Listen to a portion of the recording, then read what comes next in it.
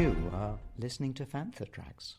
Because of the following special program, Wonder Woman and the Incredible Hulk will not be presented this evening.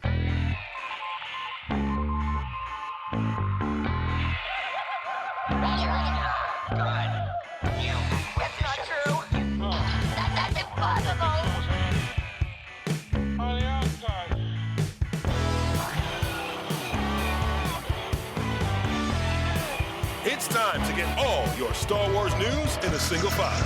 This is Making Tracks. Here are your hosts, Mark Newbold and Mark Mulcaster. It's not true. That's impossible. Hello from a very busy Birmingham NEC.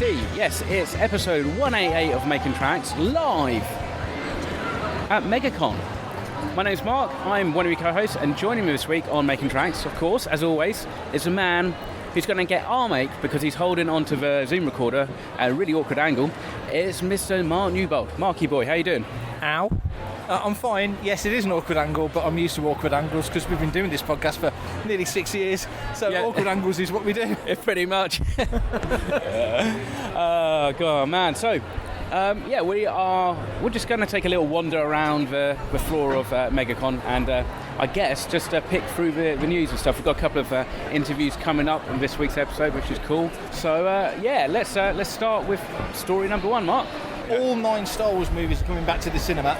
As far as we know, it's only happening in the States. Yeah. Hopefully, it will come to the UK. We don't know, but we do know we're all definitely getting The Phantom Menace. Yes. And there will be an exclusive reveal, clips from the Acolyte. That's, apart from celebrating Phantom Menace, which deserves all the flowers it gets, it's kind of cool that we could see some Acolyte stuff on a big screen. Yes, exactly. I'll be really interested to see what they put out, like how much they show in addition to what we've seen at the teaser trailer last week. But it is cool, and it would be great. I know tickets for Phantom Menace have gone on sale at View and Cineworld already, so you can get those from your box office or your app, or wherever you get them from. It would be great if we could see Star Wars, like 9 films again. I tell you what, though, wouldn't it be great to do a 9-film marathon at a cinema? It would, but I had a it would be a marathon. It would be a marathon, 20 plus hours, I think, with 20-minute breaks. I'd like to say that I think I've got the stamina to do it, but I struggled with the special editions back in '97 doing the 3. Yeah. So, probably not, but I'd like to think I could. If you could only pick one trilogy to do on the big screen, awful question, but which one do you think you'd plumb for? Do you know what? I'm going to say, because we have just recently had the original trilogy released for the 40th anniversary. Yeah. So I would say the prequel trilogy. Okay.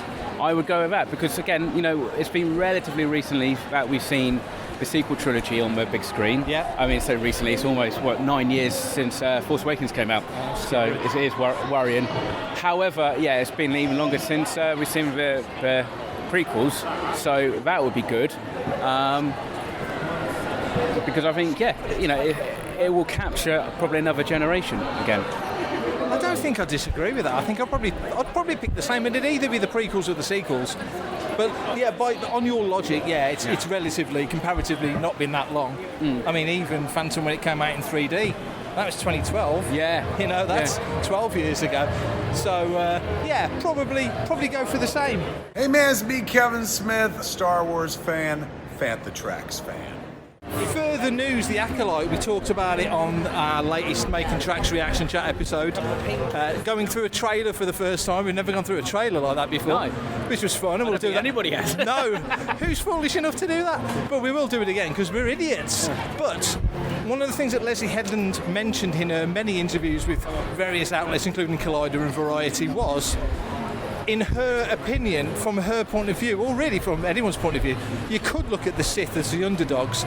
And there's been a lot of kickback from certain fans who are pinning everything on the words of Ki-Adi-Mundi in The Phantom Menace, saying the Sith haven't been seen for a millennia, despite the fact that the film's called The Phantom Menace, and clearly they've been plotting and planning for many, many years. If you want to put it in the terms of you've got to sell it to an audience, a broad audience, who may be slightly resistant to it, how do you think they're going to get around the issue of bringing back the Sith without them being right out there in public view for everyone to see? I think this series will be a lot of shadow, a lot of cloak and dagger.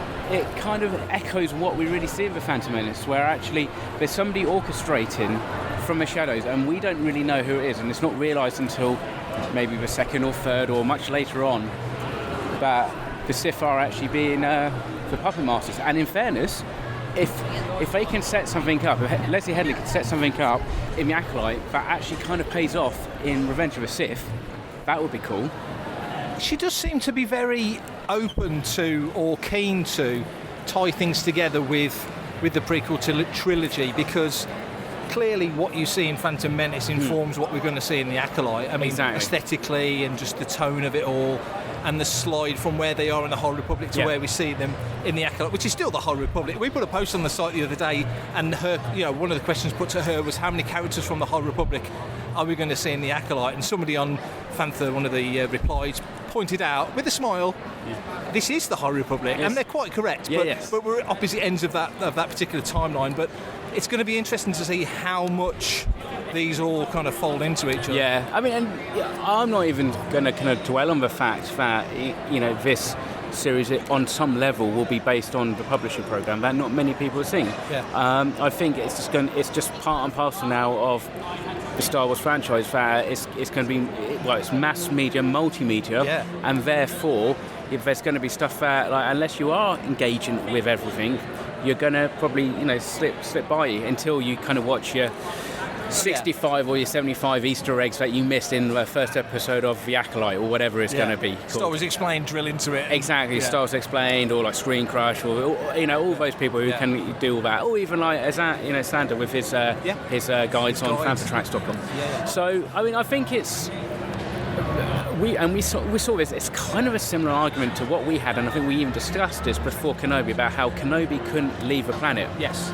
And it's kind of like, well, that's our headcanons kind of saying that at the moment. There's nothing to say that he didn't leave, really. Yeah. So in the same respects, as far as I'm concerned, the Sith really started with Darth Bane. Yeah. And so they've always been shadows. They've always been there. You just maybe not have realised it. Yeah. And I think that is probably the way you're going to maybe kind of introduce the Sith. Yeah. And I suppose it's the question of how overtly you do it. And I think if you don't do it very overtly and you do a slow build over the course of season 1 or, like I said, season 2 or 3, that will just make it even more exciting in the end. And it's interesting that when Maul breaks cover on Tatooine and clashes with Qui-Gon, who, if the Sith, and we know the Sith know what the Jedi are up to because of Palpatine and other elements, that in any other decade, in any other century, Qui-Gon Jinn would have been on the Council. Mm-hmm. It's just that his views at that time didn't quite jive with what the Council believed and put out there. So if he sees it, he believes it, he's aware of it, that means the Sith are known. Exactly. Even though the Jedi don't want to admit it. Absolutely. It's just going to be something that we don't necessarily have too long to wait. I mean, it's not like an invalid question, but again, it's like you're hanging your lore on like a throwaway line that was set up for the film 25 years ago. Yep. That you have to pivot, and again, it's not retconning. I guess it's just looking at stuff from a different point of view. Hi, this is David W. Collins, voice actor for Star Wars and sound designer at Skywalker Sound. You are listening to Fantha Tracks. So in the last couple of weeks, sadly, we've lost 3 stars from the Star Wars saga. Bill Hargreaves, who was the prop maker and model maker who built IG-88, amongst other characters and creatures, the Mynock. He's passed away, sadly. Michael Culver, Captain Needa from The Empire Strikes Back, he passed away a couple of weeks ago. And Marc Dodson, the voice of Salacious Crumb in Return of the Jedi. So 3 original trilogy guys, all gone within the last couple of 3 weeks. I mean, we say this whenever anybody passes away, it's life. No one's getting any younger. But that's 3 key contributors to the original trilogy right there, isn't it? Yeah, that's a dent into Comic-Con appearances and stuff. Those 3 were fairly active and stuff, which is a shame. Especially Michael Culver, I think he was doing stuff fairly recently. Yeah. So it's like I always say, every time you get the opportunity, listeners, to meet a Star Wars actor, just maybe take a step back and go, don't just put it off till next time, because the next time might not come along. Very true. And we did not put off the chance, whilst we were here at Megacon, to talk to Marc Thompson, audiobook genius who's done so many voices, so many books, so many stories. We had a few minutes with him talking to Marc Thompson, the three Marks, not just the two Marks, the three Marks, at Megacon. We, me and Mark, are here with Mark. That makes things easy, doesn't it? Yeah. No one knows who's talking. Exactly, who's talking? Well, you can do all the voices, you can do all of it. Yeah. Megacon, it's my first Megacon, I don't think it's your first Megacon. No, it's my second or third.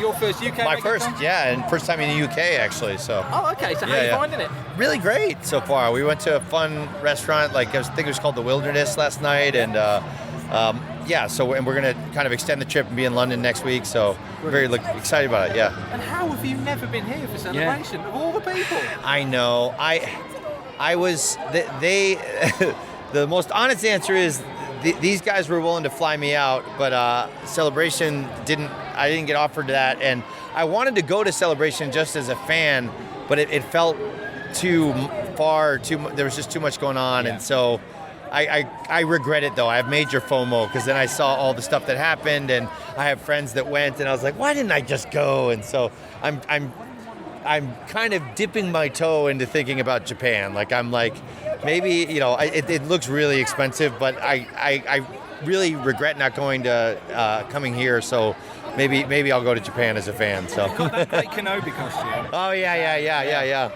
So and now actually, I haven't. It's not Rebel Legion approved, but I just got a High Republic one going.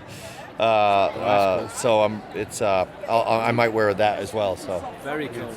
So obviously, speaking of High Republic and that kind of era, what did you make of the Acolyte trailer? Oh, I'm so excited. Yeah. I think it looks so good. I just the tone of it looks really interesting and kind of mysterious, and I'm a huge Jedi fan, so getting to kind of explore the Jedi, and Carrie-Anne Moss as a Jedi was amazing. Yeah. I was I'd forgotten that she was in it, and as soon as I saw her, I was like, Trinity? Whoa, because she just she looks so awesome, and you can tell she's doing all her own action, and I'm over the moon about it. I can't wait to see it. So. And obviously there'll be we assume there will be some kind of publishing program around that. So, given that you're stoked clearly for it to come, maybe are you thinking in your head possibly something along the lines of what you do with the other books comes along? How excited would you be to get the opportunity to do that? Oh, I would. If that happens, I would be blown away. I've really enjoyed the High Republic. I love all the Star Wars stuff, but I felt like the authors have done such a great job of really exploring and expanding the Jedi's relationship with the Force, and I've just really enjoyed how each Jedi has a different metaphor that helps them understand the Force, and even the antagonists, the Nihil and the Path of the Open Hand, are such interesting counterpoints to how the Jedi view the Force and interact. So I just think that whole era is really engaging and interesting, and I've really, really loved it. And so when you have these characterizations, it must obviously help with what you do in the recording booth, does it? Yeah? Yeah, I mean, so much of the inspiration for the voices is just on the page itself. There's not a lot of work for me to do, because they're so clearly defined and clearly thought out, and great contrasts to each other, and then also the concept art that has come out has been very helpful, and I got a chance to look at that before we did Light of the Jedi, and so that felt extra special, and so there was a lot of inspiration from those drawings. I mean, I think for the fandom in general, just having that concept art just helps, because like you said, it's a new era and new characters, so it just helps to really bed everybody into that kind of visual language. Yeah. So do you, when you're doing these performances, especially for the High Republic, who's your favourite voice to do, if you can pick one? That is pretty hard. Maybe. Okay. It's hard to pick. I like Elzar as a character just because he's so complicated, and he's kind of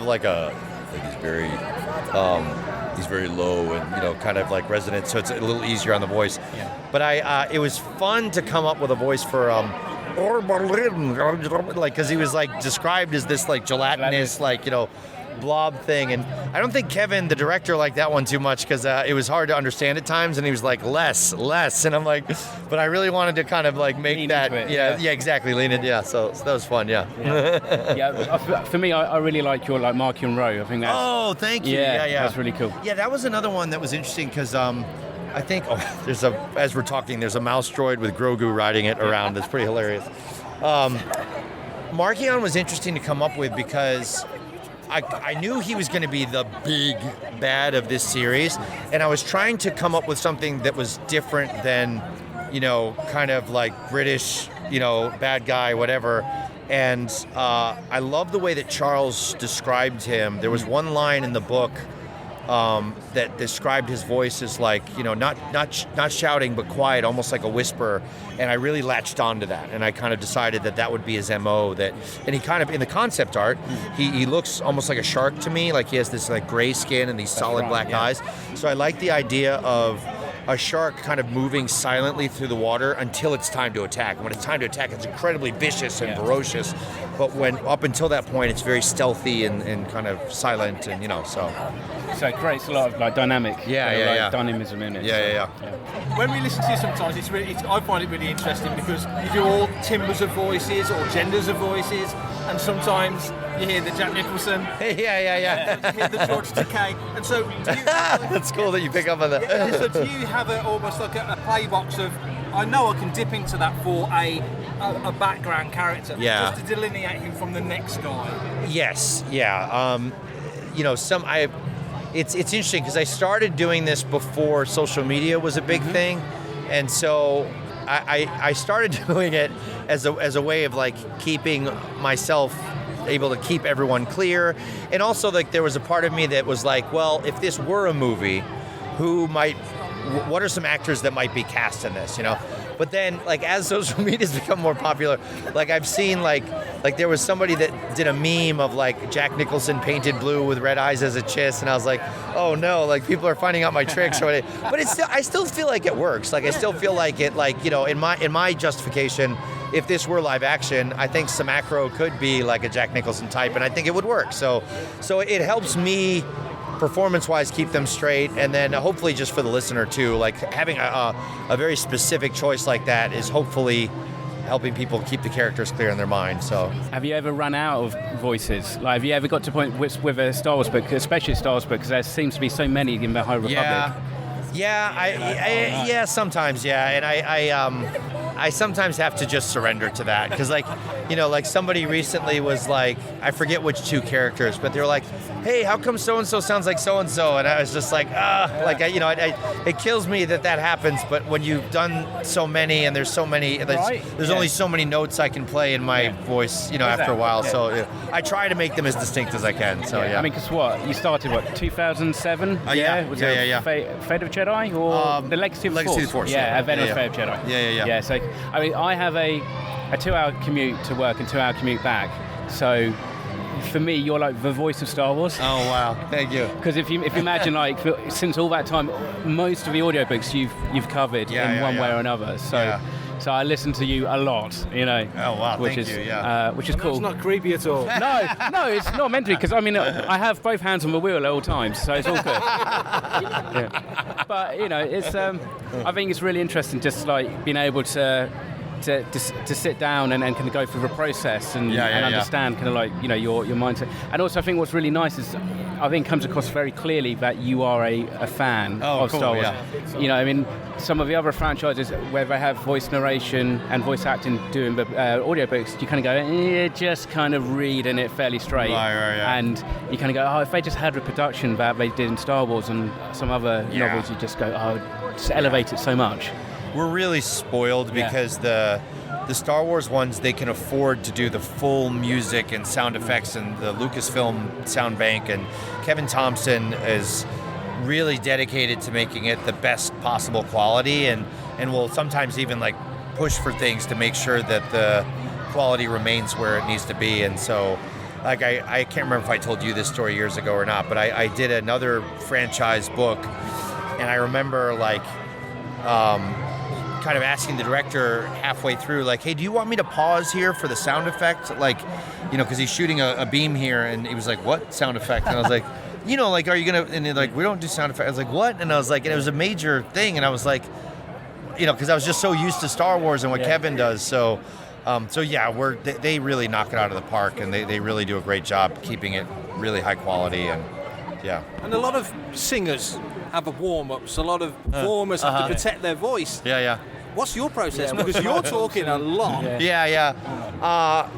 The best thing, I don't have any cool, like, secret cough drop or secret drink. I drink a lot of water, and I once had a mentor tell me a lot of sleep, like, because if you sleep, it kind of resets your voice. And then, in the shower, I'm practicing the voices, and when I'm walking the dog, I'll like, if I'm trying out a voice, I'll like try to stay in character and read like different street signs as that character to see if I like the way that, if I can keep it consistent, and so. And what's the best time of day to record? Some singers don't like singing in the morning. Oh. So what's the best time for you to record? Well, when it comes to the audiobooks, I don't have a choice. It's like you're there all day, so like I usually get warmed up like after lunch, but like the first, the morning is. The morning is harder because your voice is not totally warmed up, but the challenge is sometimes in the morning you're fresh and you have a little more energy, but by the end of the day you're a little more worn out. So there's challenges any time of day.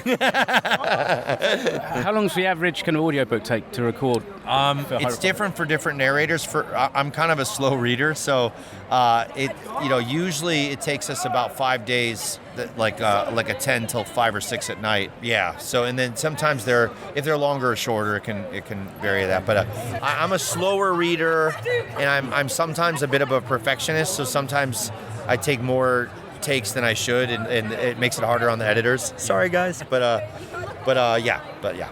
And as a fan, you're getting to experience. Yes, exactly. You're living them almost. Yeah. That must be a kick. No, it's so fun. Yeah, sometimes like there's this, we recorded sometimes at this place called CDM Studios, and they have like different LED lights. So sometimes we'll change the mood lighting if it's a particular scene, and have it in like Sith red or like Jedi blue, or so.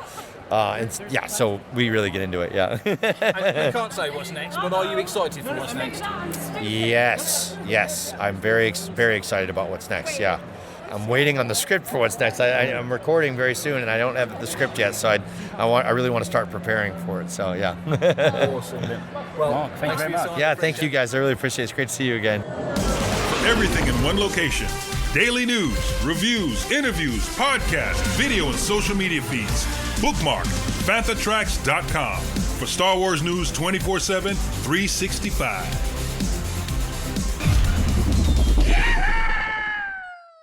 This came as quite the surprise. Patty Jenkins was speaking recently and let slip, well, more than let slip, she put it right out there that she is still involved with Rogue Squadron. Yes. Not Rogue One. No. Rogue Squadron.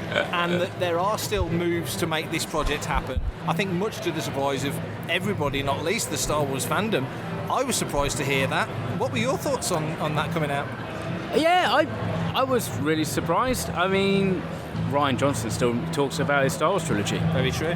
So... Very true. Who's just signed that 2-picture deal with Warner Brothers? Exactly, yeah. But I mean, I guess it's the whole thing of like, until we start hearing other confirmation from Lucasfilm about it's either in production, maybe they're able to work through the script, or they're working through the script and issues that they had with the story.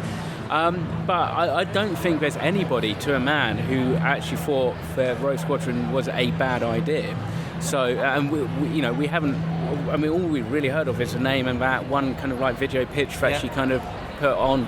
So as far as I'm concerned, it's the nature of the film media and press and stuff. Like rumors come out, they generate clicks. That's very true. That's very true. We had Lando that we thought was going to be a TV series, and now it's going to be a film. Yes. You've got Rogue Squadron that is a film that feels, to me, would be way more suited to be a TV series. Yeah. Do you think there's the potential then, now that she's back on it, now that she's involved again, that she's not doing Wonder Woman 3 and the Cleopatra thing's not happening, it's cleared the decks for her to get fully involved and invested with a writing team, with other people. Exactly. Do you think there's a potential that it could flip the switch and become a TV show? Well, it could do, and I mean, it could very much end up being the Rangers of New Republic gap. It could fill that gap. I don't think that I ever heard anybody saying it was going to be just because Rogue Squadron was set in between, say, Empire and Jedi. Yeah. So that's just our assumption. That's isn't it? exactly our assumption. So it could be that. It could be that kind of that series that we were meant to have. And like you said, if she's got more time now, and maybe that's the way to go, and maybe it's even seen by Disney and Lucasfilm as their slightly safer option, and some more content for Disney Plus that they sorely need at the moment. It does feel, if it's a movie, to me anyway, it feels like it would need to be part of a bigger narrative. Yeah. That you couldn't just do Top Gun as a movie with Star Wars slapped on it. No. But if it was a TV series, you build up the drama, you build the characters, the situations, and you could drop it into an era. And like you say, I think you hear Rogue Squadron, you think of the Battle of Hoth, you think of that era of Star Wars, but not necessarily the case that it could quite easily go beyond like it did in the books. Yeah. The Stackpole and Aaron Alston novels. Into Rogue Squadron and all that, yeah. I mean, you could, and here's my pitch, if you're going to set it in that era, maybe it's somebody like Wedge or one of the other pilots who are kind of basically kicking out mothballs. They need to, if this could be set 25, 30 years after Return of the Jedi, so just before Force Awakens, it could be an initiative that has been set going by Princess Leia. Yeah. And it's greenlit by her for her resistance, and it's basically to get those pilots up and running. That's a great point you make, because if they do that, a lot of people have been talking online about how, and that's such a vague comment, a lot of people have been talking online, but people waggle the aircraft. You do see people talking about stuff. And the thought that maybe we're at the point now, as a group of people watching Star Wars on TV or wherever, that you do recast Han, Luke and Leia, because if you want to tell these stories, that's a great pitch. So if you wanted to do that, you need Leia. We haven't got Carrie anymore. No. It would be exorbitantly expensive and kind of distasteful if they did a CG version of Carrie Fisher as Leia. So maybe it is time to recast certain characters at different ages. We've got Vivian Laura Blair, who could play her through her teens if we wanted to.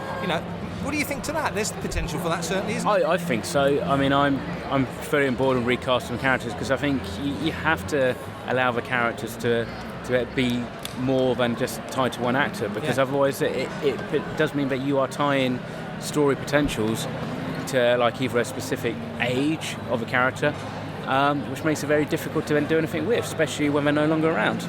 And speaking of characters that have had different actors playing them at different points of their career, Anakin Skywalker, Darth Vader, we've got Hayden Christensen back. He's just been up the Empire State Building turning the lights on that fantastic light show they did for Imperial March. Jake Lloyd has been in the news as well very recently. Of course, he's had his troubles, his issues, he's working through them. It seems like he's making progress. His mum came out and made a few statements about that, which I think was great for fans, for Star Wars fans, and potentially healthy for him to know that there is a support within the fandom, a fandom that really did just hound the poor kid into just a horrible corner. In terms of his relationship with Star Wars, it seems that he's now very much enjoying Star Wars content. His mum said that he watches it, enjoys it, that the Star Wars fandom wasn't the issue, that it was an issue completely separate to that, was something that he would have had to deal with anyway, but he's kind of back in our consciousness again. Not just because Phantom's 25 years old, but that's kind of cool that he's back in our thoughts again. It's nice, yeah. I mean, I was trying to think, I can't remember, I was at Earl's Court when I met Jake Lloyd, and it would sort of been a Showmasters London Film Comic Con, so I'm thinking 2009 or 10 maybe, and he was really nice, he was really chatty and that, I think you could say humbled by the fact that like people wanted his autograph for this role that he did, like 10, 15 years before. You kind of look at like the flack that Ahmed Best got for Phantom Menace and the love that he's now getting, and you kind of think that Star Wars fans should have always done better with Jake, and I feel that now's the time maybe for us to step up a little bit and give him that extra support, because I think also in some respects, again, negatively speaking about the Star Wars media, as it were, like the fans, and I think a lot of people kind of took his diagnosis kind of in jest and not in the way that it was probably should have been dealt with when it was announced. And also I think now as a society we're more aware of these things. Exactly. And more conscious of what it means. Exactly. It wasn't so well explained then, it wasn't so well understood. Now I think it probably is. Exactly. So I think that's good. And so, we wish him well, and hopefully we'll get to see him back maybe at a convention soon. It'd be fantastic if that's the case. This is Adam Christopher, and you're listening to Fantha Tracks. So whilst we're here at Megacon, walking the halls, we had the chance to talk to UK Garrison Commanding Officer Michael Cullen. It's the first time we've had a chance to speak to him, so I took him to one side, gave him a stern talking to him. No, I didn't. We had a nice chat. So here's myself and Michael talking here at Megacon. How's it going? It's a big show. It's in Birmingham. It's a home for Star Wars costuming groups. There's a long history of shows coming to this particular room, if you like. How's it been for you for this time? It's been great. It's my first big con, I would say, as CO. And to be fair, I haven't personally done a lot other than came and helped build the stand, but the events team and the Imperial West Midlands squad have done a fantastic job. I mean, the stand looks amazing and the effort they've put in has been incredible. But yeah, it's been great. I mean, the show seems to be a little bit quieter than normal than we would have expected, but there's been good interaction, people are having fun, and yeah, loving it. It's a busy year. It's always a busy year. There's always loads of shows on. It's a non-celebration year, which is probably not a bad thing. For yourself now, obviously early days, for yourself in your role, but is it a good thing actually that it's not shoulder to shoulder, that you have got a chance to talk to everyone, to take a bit of a step back and get a bit of a broader view on what's going on? Yeah, absolutely. It's one of the decisions I made for when I was going to come up to this event was to not costume, so I could get around, talk to members, talk to people like yourself, and there was an impromptu talk at 12:30 on the creator stage that I got invited to, nice. So gave me the opportunity to do that. So yeah. And you're all up for doing stuff like that, getting out there, talking to people, spreading the message of what you guys do? Yeah, absolutely. I mean, I have to be honest, there's not that we are at all, but there is that bit of a reputation about the Garrison from the wider cosplay community, and that's something I'm trying to break down, and doing things like that and getting to talk to people and stuff, and yeah, just all helps. And how has it been how many months in now? 3 months? About 3 months? Not even that. I think it's about a month and a half. Wow. It's probably so fast. Yeah. It feels longer. How has it been? I mean, it's been a big change.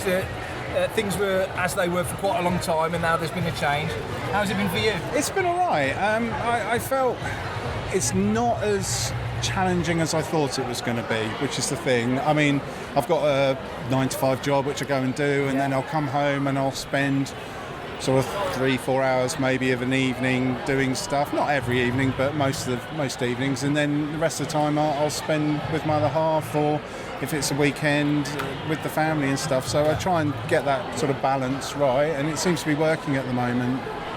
And in terms of other groups, I mean, there's a lot of groups now in the UK. In recent times, we've had Sabre Guild has cropped up now, Dark Empire's now here in the UK. So there's more groups to work with and associate with. Going forward, what are your hopes for that kind of collaboration with other groups? Just to build and work with all the other groups, and yeah, develop those relationships, just to make sure that, because we're a community, we're a Star Wars fan-based community, and all the other groups have the same objectives to, bring smiles to faces, and if we can, raise some money for charities. So the more we can do that together, the more that we're going to be able to raise and make people happy. And when did it all start for you? What was your first costume? When did you get into all of this? So I first encountered the Garrison, 2013, 2014, at Legoland, and was there with the family, saw them and stuff, and thought, first time it's like, oh, this is really cool, we get to see Star Wars characters, photos, etc. The second time it's like, oh, I wonder if I could do that, and it just grew from there. And then 2015 I signed up, cleared Darth Revan, which I love, it was my favourite, and then from there got to know people and stuff, and then I was first in the Legion to clear a Director Krennic after Celebration 2016. So it's just, and now here I am, CO. And to do what you're doing now as CO, is it important to have a real grounding in the trooper culture, if that makes sense? Do you think you need to be really deep in the weeds on that one to understand what everybody goes through? Yeah, I think it definitely helps to have some experience. I mean, I'm 100 plus troops and that, and been a member like I say, since 2015. I also served as a Legion Captain of the Guard, which gave me a bit more insight. So yeah, I think it certainly helps for an understanding, but it's getting out and meeting people and listening to them. That's the key thing. It's listening to other members and hearing what they're saying and just so you know the challenges that they're facing, because everybody's different and everybody faces different challenges in life, and it's just understanding and how I can take that knowledge and my experience from being an old captain of the guard and just sort of put that into, right, let's see if we can make this work and just bring in changes. I'm not looking to do anything big or revolutionary at the moment. It's just let's see what tweaks we can make, and so far it's been really positive. Yeah, it's a great atmosphere here today for certain. In terms of being a Star Wars fan, what's lighting you up at the moment? I mean, running a group, it can be all consuming. I know running Fantha, it can be all consuming. You don't look beyond the Indian Ocean sometimes. But what's lighting you up? I love all the TV series. I mean, Andor is amazing because my favourite film is Rogue One. But yeah, just seeing Andor and how that's going to feed into Rogue One, and I'm looking forward to Acolyte when that comes out. And just really excited for the TV series. And also every time there's a new show, I mean, obviously me and Mark do the show, and every time something comes along like Acolyte, first thing he says, wow, I wonder which costume's going to be the first one to get cleared for the Legion, and for yourself, it must be a similar thought process. Yeah, absolutely. Being a member costume or whatever, it changes the way you see films and TV shows, and you notice all the different details in the costume, and you think, oh, that's going to be quite challenging for someone to make and stuff, and it's like, oh, they've used that scene there, I wonder why they've done that and stuff. But yeah, it'll be interesting to see what does come through first. And do you enjoy the archaeology of that, digging into figuring out what the materials are, or what the process for making things work? Yeah, I think I do, but it's not my skill set. So I try and sort of tinker costumes and stuff to get them cleared and that, but I love all the detail and stuff, and like I'll watch something 2 or 3 times just to see different details and stuff that you miss the first time round and stuff. So we've got, like you said, we've got a busy year. We've got LFCC in here. There's all sorts of stuff happening around May the 4th. What's kind of on your dance card for the next few months?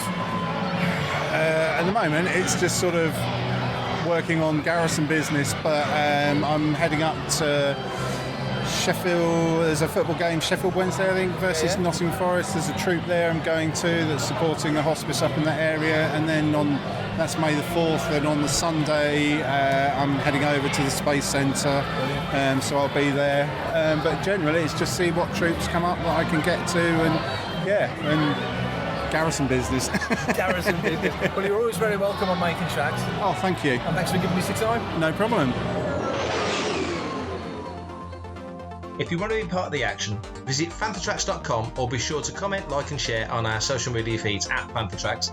Send in your listeners' questions by emailing radio@fanthatracks.com. Subscribe, leave a review, preferably a 5-star one, on Amazon Music, Audible, Apple Podcasts, Google Podcasts, Spotify, or your podcatcher or smart speaker of choice. And as always, thanks to James Temple for composing the Fanthatracks intro, Adam O'Brien for our Making Tracks opening music, and Mark Daniel and Vanessa Marshall for our voiceovers. Tune in to Good Morning Tatooine. It's live Sunday evenings, 9 o'clock UK, 4 p.m. Eastern, 1 p.m. Pacific, on Facebook, YouTube and Twitch, and check out our Fanthatracks Radio Friday night rotation every Friday at 7 o'clock UK time for new episodes of The Phantom from Down Under, Planet Layer, Desert Planet Discs, Start Your Engines, Collecting Tracks, Cannon Fodder, and special episodes of Making Tracks, and every Tuesday at 7 o'clock UK time for your weekly episode of Making Tracks. And remember, Fanthatracks.com, our social media feeds, Fanthatracks TV and Fanthatracks Radio are absolutely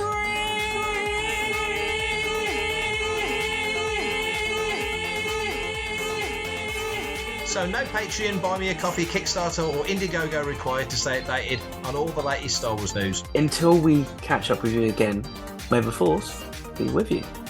Coming up next on Fanthatracks Radio, it's Collecting Tracks. Boo.